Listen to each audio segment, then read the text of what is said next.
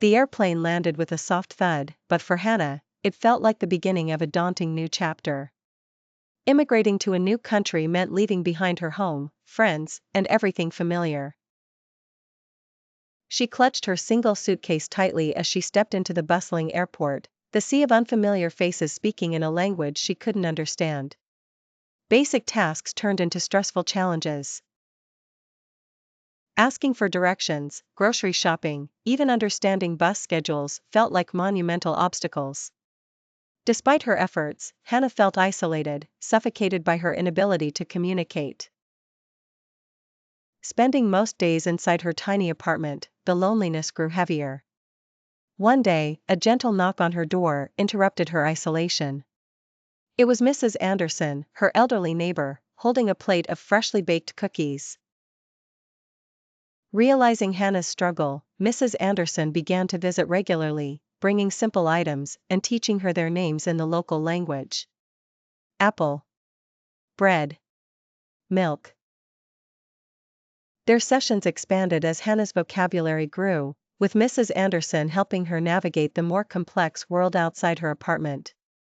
"You are doing wonderfully, dear," Mrs. Anderson's encouraging words became a lifeline. Slowly but surely, Hana gained confidence. She started venturing out, practicing her new words, building sentences. Ordering coffee, asking for prices at the market, and even making small talk with other neighbors became achievable milestones. As weeks turned into months, Hana began to feel a shift. The same streets that once felt so foreign became familiar routes. The once unintelligible murmur of conversations transformed into comprehensible words and phrases. She joined a local community class, where she met other immigrants, all learning and supporting each other.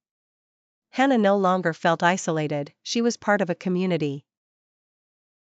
Learning the language became more than just a survival tool, it was her gateway to belonging and empowerment.